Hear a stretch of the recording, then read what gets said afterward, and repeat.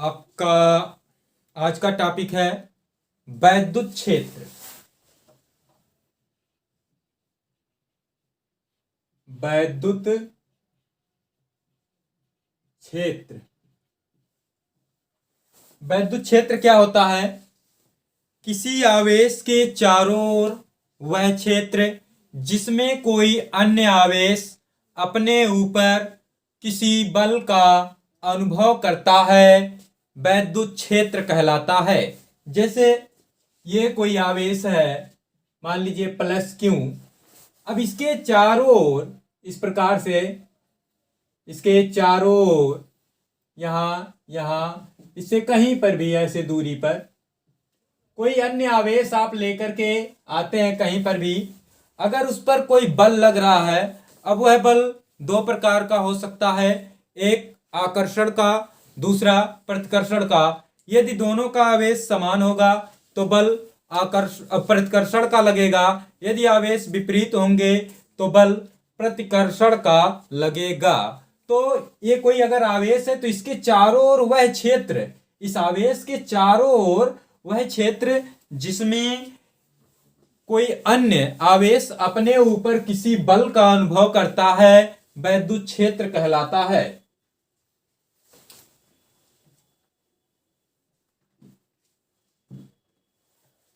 आपकी इसके बाद की टॉपिक है वैद्युत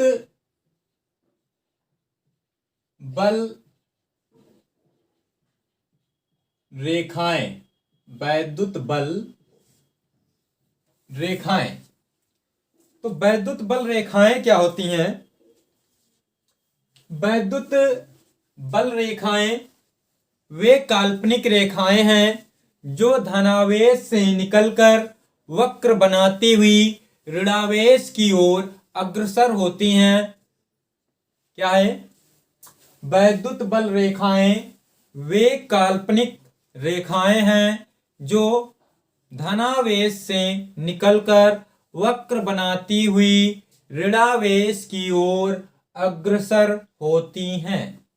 इन बल रेखाओं की दिशा ही वैद्युत क्षेत्र की दिशा होती है। तो अब ये बल रेखाएं हैं तो इनके गुण क्या होते हैं ये भी जानेंगे। तो आपकी टॉपिक आती है वैद्युत बल रेखाओं के गुण। वैद्युत बल रेखाओं के गुण। तो ये क्या होता है? वैद्युत बल रेखाओं के गुण, तो इसके कुछ गुण हैं। पहला तो वही जो परिभाषा है वही है कि वैद्युत बल रेखाओं के गुण में पहला पॉइंट आप लिखेंगे कि वैद्युत बल रेखाएं धनावेश से निकलकर वक्र बनाती हुई ऋणावेश पर मिलती हैं। पहला पॉइंट क्या है?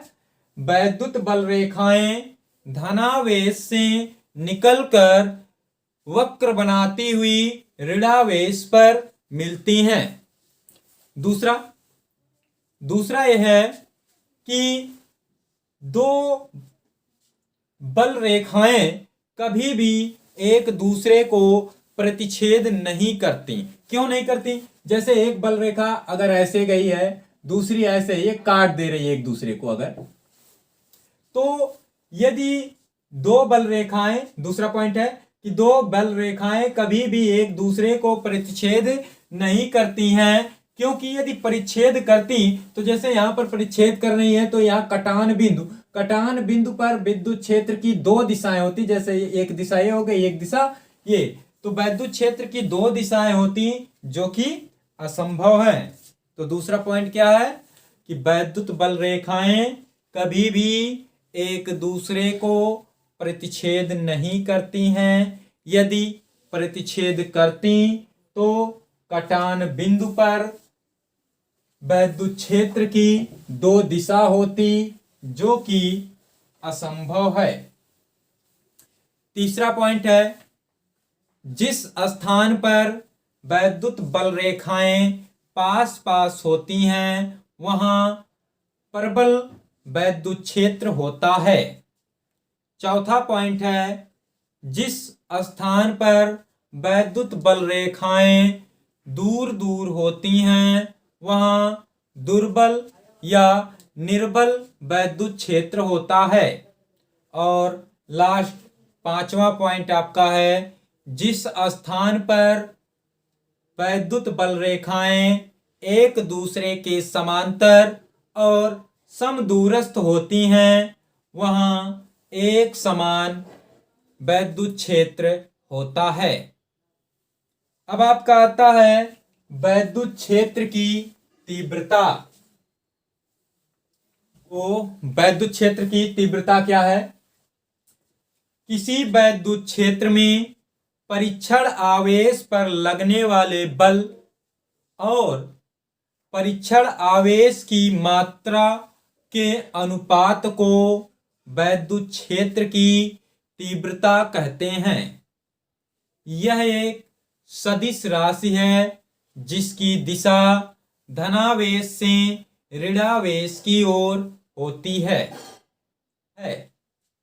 इसे ई से प्रदर्शित करते हैं, इसे कैपिटल ई से प्रदर्शित करते हैं। यदि किसी परीक्षण आवेश Q0, कोई परीक्षण आवेश है Q0, उस पर लगने वाला बल F हो, तब वैद्युत क्षेत्र की तीव्रता E is equal F upon Q0, F upon Q0। इसका SI मात्रक देखिए, SI मात्रक बल का मात्रक न्यूटन प्रति आवेश का मात्रक कूलाम। तो इसका SI मात्रक न्यूटन प्रति कूलाम तथा विमीय सूत्र, अब विमीय सूत्र देखते हैं क्या होता है। तो ये बल है, बल का विमीय सूत्र ml T⁻⁻2 और ये आवेश का विमीय सूत्र AT। तो कुल इसका जो मान आएगा वह हो गया ml, ये ऊपर जाएगा a पावर -1, t भी ऊपर जाएगा -1 और ये -2 यानी T⁻⁻3। तो आपका हो गया इसका SI, इसका मतलब कि वैद्युत क्षेत्र की तीव्रता का SI मात्रक न्यूटन प्रति कूलाम तथा विमीय सूत्र आपका आ गया mL A⁻1 T⁻³ होता है। ये आपका हो गया कि इसका SI मात्रक न्यूटन प्रति कूलाम तथा विमीय सूत्र mL A⁻1 T⁻³ होता है। बिंदु आवेश के कारण, बिंदु आवेश के कारण वैद्युत क्षेत्र की तीव्रता, बिंदु आवेश के कारण वैद्युत क्षेत्र की तीव्रता। तो देखिए, मान लीजिए ये आवेश आपका है +Q, ये बिंदु है O, इसके कारण एक वैद्युत क्षेत्र उत्पन्न है। इससे ये स्मॉल r दूरी पर एक बिंदु P है जिस पर वैद्युत क्षेत्र की तीव्रता ज्ञात करनी है। इसके लिए बिंदु P पर एक परीक्षण आवेश Q0 रखते हैं। अब इस पर जो बल लगेगा, ये F इधर दर्शा दिए, तो आप इसे कैसे कहेंगे? मान लिया +Q आवेश के कारण वैद्युत क्षेत्र उत्पन्न है। इससे स्मॉल r दूरी पर एक बिंदु P है जिस पर वैद्युत क्षेत्र की तीव्रता ज्ञात करनी है। इसके लिए बिंदु P पर एक परीक्षण आवेश Q0 रखा जाता है।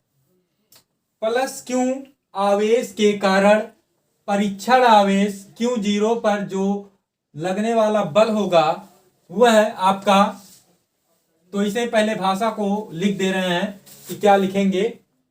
तो बोले आपका, मान लिया प्लस Q आवेश के कारण, प्लस Q आवेश के कारण वैद्युत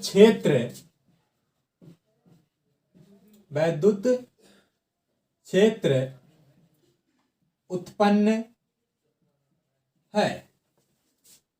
इससे स्मॉल r दूरी पर एक बिंदु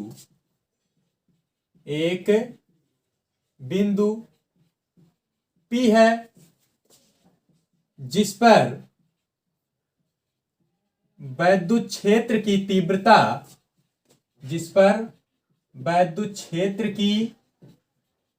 तीव्रता ज्ञात करनी है।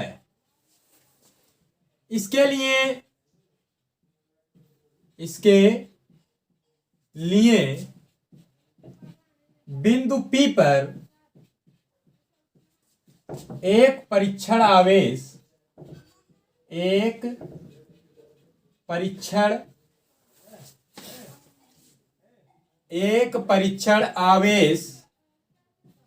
Q0 रखा जाता है। प्लस Q आवेश के कारण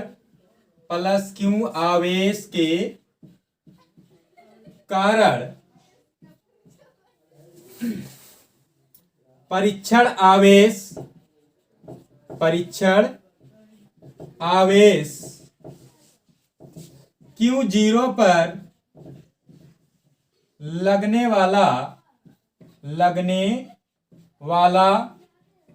बल आपका होगा। बल कितना लगेगा? F बराबर आपका वही कूलाम के नियमानुसार F बराबर 1/4 पाई एप्सिलॉन 0 के Q1 Q2, तो यहां पर Q0 अपान R स्क्वायर। इसलिए वैद्युत क्षेत्र की तीव्रता E इज इक्वल आपका आएगा F अपान Q0। तो F अपान Q0 आया, तो यहां से E इज इक्वल, F की वैल्यू यहां से रख देंगे 1/4 पाई एप्सिलॉन 0 के into Q0 by R square upon Q0। तो ये Q0 या Q0 भी पढ़ते हैं, तो ये आपका कट जाएगा। तो E इज इक्वल आपका आ गया 1/4 पाई एप्सिलॉन 0 के into Q by R square. ये के जो है माध्यम का परावैद्युतांक है, और ये परावैद्युतांक जो वायु तथा निर्वात के लिए मतलब कि वायु और निर्वात का जो परावैद्युतांक होता है वो होता है 1। तो आपका E इज इक्वल आ जाएगा 1/4 pi epsilon 0 Q by R square. 1/4 pi epsilon 0 Q upon R square. इसकी यही है कि 1/4 पाई एप्सिलॉन 0 इज इक्वल होता है आपका 9 × 10⁻⁹ न्यूटन मीटर स्क्वायर प्रति कूलाम स्क्वायर।